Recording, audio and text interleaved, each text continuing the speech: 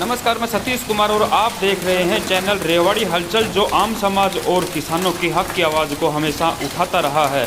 आज किसानों का मुआवजे की मांग करना कहां तक जायज़ है, देखिए इन तस्वीरों को। ये तस्वीरें हैं खोड़ ब्लॉक की, नांदा, बलवाड़ी, पाली, गोठड़ा, सोबा की ढाणी, कोलाना ढाणी, एरोद आदि गाँव की, और इसी तरह सैकड़ों गाँव में इस तरह की ओलावृष्टि हुई है जहां फसलों का नुकसान हुआ है। ये कुछ तस्वीरें आपको दिखाएंगे, देखिए आगे सामने ये है खोड़ ब्लॉक के ही बवाना गुज्जर की तस्वीरें। आप देख सकते हैं, अगर इतने ओले जब घर में दिखाई दे रहे तो पकी हुई फसलों का क्या हाल हुआ होगा, किस तरह फसलें बर्बाद हुई होंगी। तो किसानों का इन फसलों के नुकसान पे, इस ओलावृष्टि से जो नुकसान हुआ है उसका मुआवजा मांगना कितना जायज़ है। आज पहले के कुछ लोग भी पीड़ित बताए गए हैं जिन्हें पीछे फसलों का मुआवजा अभी तक नहीं मिला है, और आज ये फसलें फिर से बर्बाद हो गई।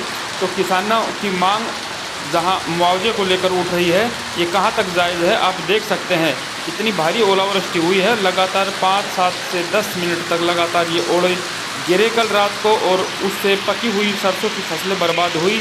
वहीं गेहूँ की फसल को भी काफ़ी नुकसान हुआ है, जो शायद 2 या 3 दिन के बाद जब उनकी बालियाँ सफ़ेद पड़ जाएंगी, अनाज अंदर से दाने मर जाएंगे, तब दिखाई देंगे। तो कितना नुकसान हुआ है और कहाँ तक मुआवजा मांगना जायज़ है और कहाँ तक मुआवजा सरकार को देना चाहिए। तो इसकी अनदेखी ना करके सरकार से किसान भाइयों का ये निवेदन है कि सरकार मौके मुआवजा करके, फसलों को देख करके, और जो भी जायज़ मुआवजा हो किसानों की इस नुकसान की भरपाई के लिए अवश्य उठाना चाहिए, करना चाहिए।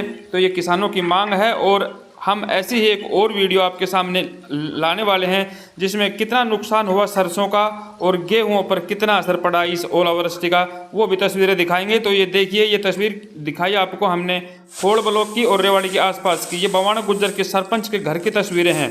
देखिए किस तरह से ओलावृष्टि हुई है और ओले जो बर्फ़ के रूप में किस तरह से यहाँ पे गिरे हैं। तो आप अंदाज़ा लगा सकते हैं कि सरसों की पकी हुई खड़ी फसल पर किस तरह का नुकसान इन ओलों से हुआ होगा।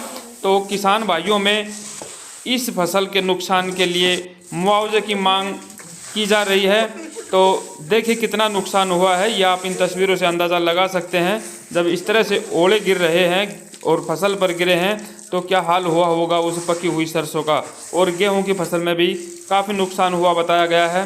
तो 2 दिन के बाद गेहूं की फसल का जो नुकसान है वो भी साफ साफ नज़र आ जाएगा। तो इसका मौका मुआवजा करके और अधिकारियों से, और जो भी जायज़ मुआवजा हो किसानों को दिया जाए, ये किसानों की मांग है। मिलते हैं जल्दी अगली वीडियो में, तब तक के लिए जय हिंद, जय भारत।